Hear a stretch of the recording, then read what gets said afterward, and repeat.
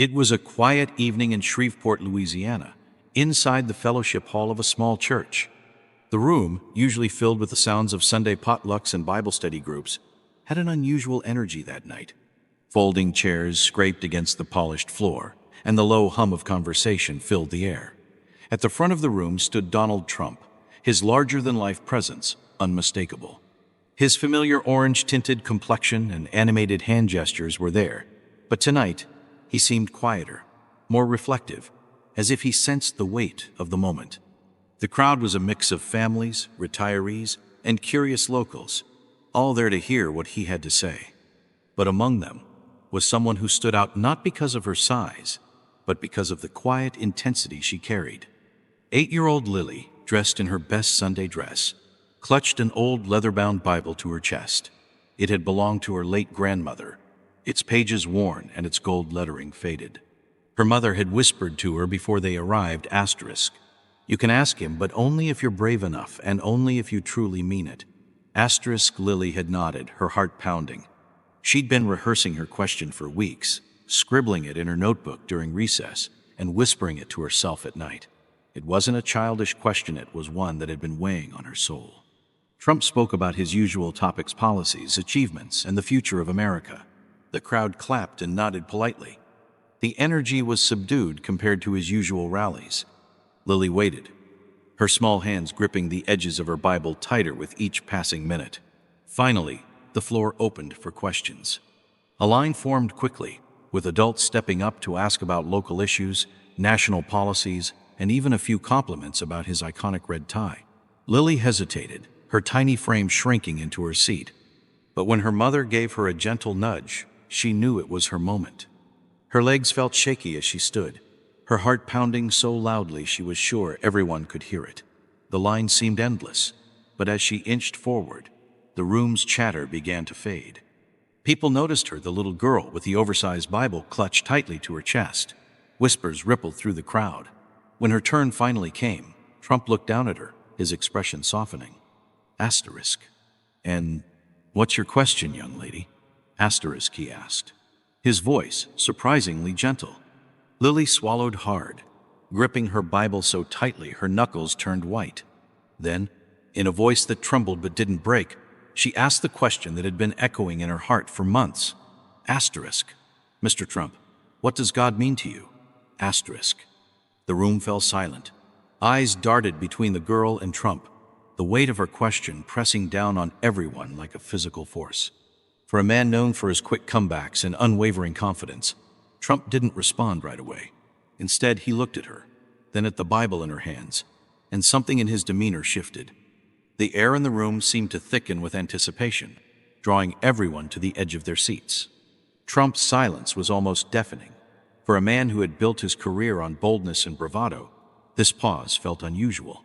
He stared at Lily for a long moment, his usual confidence replaced by something softer, almost vulnerable. The Bible she clutched caught his eye again, and his lips parted, but no words came. Lily shifted slightly, her small frame looking even more fragile under the room's collective gaze. Her question hadn't been meant to challenge or provoke, it was honest, born from a deep yearning to understand something larger than herself. And somehow, that sincerity was louder than any political debate or slogan. Finally, Trump raised his hand slightly, as if to steady himself, and leaned against the podium. Asterisk. "That's a big question." Asterisk, he began, his voice lower and steadier than usual. Asterisk. "And it's not one I've always had the answer to." Asterisk. The admission surprised many. Trump, known for his unshakable confidence, was admitting uncertainty in front of a crowd. He looked back at Lily, his expression shifting again, this time to something almost paternal. Asterisk. "When I was about your age," asterisk, he continued, asterisk, "I had a lot of questions about God too. My parents would take me to church every Sunday. I remember sitting in those pews staring at the stained glass windows, wondering if God was even listening to me." Asterisk. He paused, glancing out at the audience as if gauging their reaction. His hand rested on the edge of the podium, fingers tapping lightly against the wood. "My father used to tell me," he went on, "that faith is like a ladder. You climb it one step at a time, and sometimes you're afraid you'll fall." But you keep climbing because there's something up there worth reaching for. At the time, I didn't understand what he meant. I thought it was just something he said to keep me quiet. A faint chuckle rippled through the audience, breaking the tension slightly. Lily, however, didn't smile. Her eyes remained fixed on him, waiting for the real answer she had asked for. Trump leaned forward slightly, his tone softening even more. But as I got older, life threw a lot of challenges my way. I faced losses, failures, and moments where I wasn't sure if I could keep going. In those times, I didn't always feel like God was with me. Sometimes, I was angry at him. Other times, I thought maybe he'd given up on me altogether. The room remained captivated. This wasn't the usual polished rhetoric or rehearsed lines. It was something raw, something real. But I'll tell you this, Trump said, his voice firming up slightly. Even in my worst moments, when I thought I was alone, I realized that faith wasn't about always having the answers. It's about believing that, even when you don't see the whole picture, there's a purpose. There's something greater at work. He glanced back at Lily, whose grip on the Bible had loosened slightly. Her wide eyes glistened under the fluorescent lights. And God, to me, he said slowly, is that purpose. He's the reminder that even when we fall, even when we fail, we're not done. He's the one who keeps telling us to climb the ladder, even when it feels like it's going to break. Before the weight of his words could fully sink in, Lily's eyes welled up with tears. The crowd began murmuring softly, sensing that something extraordinary was unfolding. Lily's tears came quietly at first, a single drop sliding down her cheek as she clutched her grandmother's Bible tighter. But then, as Trump's words lingered in the air, her shoulders began to tremble. Her mother leaned over, placing a comforting hand on her back. "It's okay, sweetheart," she whispered. But Lily shook her head. This wasn't sadness, it was something deeper. Trump had spoken words she hadn't known she needed to hear, and in doing so, he had touched a part of her young heart she had long guarded. Trump seemed to notice her reaction and took a step away from the podium, his face uncharacteristically subdued. "What's your name?" he asked gently. "Lily," she stammered, her voice barely above a whisper. "That's a beautiful name," he said with a faint smile. "You know, Lily, sometimes the simplest questions are the hardest ones to answer, and sometimes those questions remind us of what really matters." Lily nodded, her tear-filled eyes never leaving his. "My grandma used to say that too," she said softly. "She said God is always listening, even when you don't hear him." Trump's expression flickered with something unspoken, a mix of admiration and understanding. He took a deep breath, turning his attention back to the crowd. "You know, this little girl just asked a question that most adults are too afraid to ask. What does God mean to us?" It's not an easy question because it makes us look inward. It makes us face our fears, our doubts, and our flaws. The room was utterly still, the weight of his words pressing down on everyone. For a moment, it felt as though Lily wasn't just a little girl with a Bible shade, was a symbol of something much bigger. Her courage had shifted the tone of the entire evening, transforming it from a routine town hall into a deeply personal reflection on faith and humanity. Trump continued, his voice steady but softer than before. "We live in a world where we're always looking for answers outside of ourselves. We think power, success, or money will fill the gaps, but they don't. The real answers are the ones that make us uncomfortable, the ones that make us ask, what do I stand for? What do I believe in? And who am I when no one else is looking?" He paused, his gaze returning to Lily. "Thank you for reminding me of that, Lily. You're wiser than most adults I know." The crowd erupted into soft applause, but Lily didn't seem to notice. Her tears had stopped, replaced by a look of quiet pride. She wiped her cheeks with the sleeve of her dress and looked up at her mother, who smiled back at her with glistening eyes of her own. As the applause subsided, Trump's tone shifted once more, hinting that this conversation was far from over and that the room was about to be pulled quieter still, as though the air itself was waiting for his next words. He shifted slightly at the podium, his eyes scanning the crowd before resting back on Lily. There was a heaviness in his expression, a weight that seemed to come from somewhere deeper than politics or public life. "When I was a young man," Trump began, his voice softer now, "there was a time I thought I had it all figured out. I had ambition, plans, and the drive to succeed. But there was one moment in my life, just one, that made me realize how little control I actually had. He paused, letting the words sink in. The crowd leaned forward, their curiosity palpable. Trump rarely opened a window into his personal life, and now it seemed he was about to. My brother Fred, he continued. He was one of the kindest, most genuine people I've ever known. He had a light about him, a goodness that I couldn't quite understand at the time. But Fred struggled. He had his demons, and no matter how much my family and I tried to help him, it wasn't enough. Trump's voice faltered for a brief moment, and he cleared his throat. When he passed away, I was angry. Angry at him, angry at myself, and angry at God. I couldn't understand why someone so good, someone with so much potential, had to leave this world so soon. Lily's gaze remained fixed on him, her young face etched with an expression far too wise for her age. Around the room, others looked equally captivated, their expressions a mix of empathy and intrigue. For a long time after that, Trump continued, I turned away from God. I thought, if he was real, why would he let that happen? Why would he take someone like Fred and leave me behind?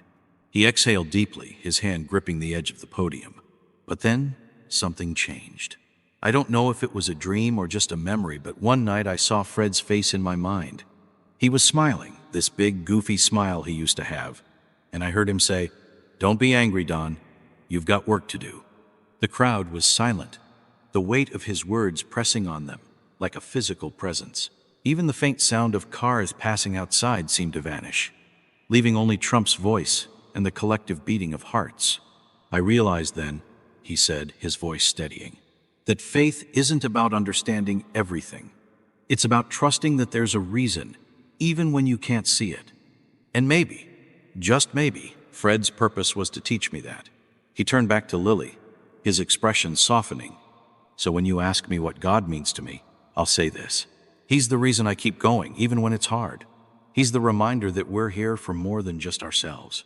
And he's the one who gives us hope, even in the darkest times. Lily's eyes shimmered again, but this time her tears didn't fall. Instead, she stood a little taller, clutching her grandmother's Bible with both hands, as though it were the most precious thing in the world.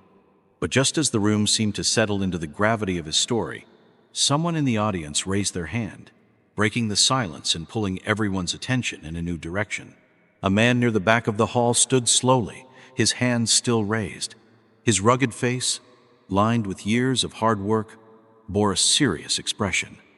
He was the kind of person you might pass on the street without a second thought. A mechanic, a father, maybe someone who attended church sporadically when life allowed. His voice, however, cut through the stillness like a bell. Mr. Trump, he said, his words measured and deliberate, I've spent years trying to figure out my own faith. Hearing you talk about it like this, about anger, doubt, and hope, it makes me wonder if all of us have been too afraid to admit we're struggling. Do you think that's part of the problem? The question seemed to catch Trump off guard, but he didn't hesitate for long. He leaned slightly on the podium, his gaze meeting the man's. You know, he began, I think a lot of us are afraid to admit we're not as strong as we want people to think we are. Faith isn't easy. It's messy. It's complicated. And sometimes it feels like you're just shouting into the void. But the truth is, that's what makes it so powerful. It's not about being perfect. It's about trying, even when you don't have all the answers. The man nodded, his expression softening as he sat back down. A murmur of agreement rippled through the crowd, but it was Lily's voice that broke through next. My grandma used to say faith is like planting seeds, she said, her words clear and steady despite her small frame. You don't always see them grow right away, but you have to believe they will. Trump smiled, a genuine, almost tender expression that seemed to transform his usually guarded demeanor. Your grandma sounds like a very wise woman, he said. And she's right. Faith is a seed. It doesn't always sprout the way you expect, but that doesn't mean it's not there, growing in ways you can't see. The conversation seemed to breathe new life into the room. People began to nod, share glances, and even whisper quietly to those sitting beside them. What had started as a structured town hall had shifted into something far more personal, a shared reflection on life's challenges, doubts, and moments of grace. An older woman, her silver hair pulled back into a neat bun, raised her hand next. "I lost my husband last year," she said, her voice trembling.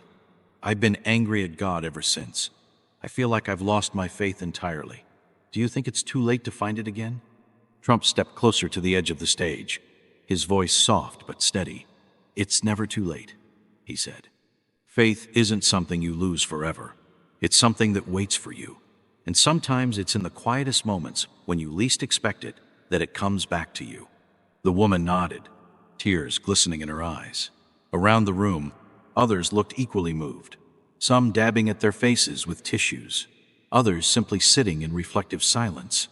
But as Trump's words settled into the hearts of those in the room, it became clear that the evening wasn't just about questions and answers anymore. It was about connection. And what came next would only deepen that bond. The room felt electric now, not with noise, but with a palpable energy of shared vulnerability.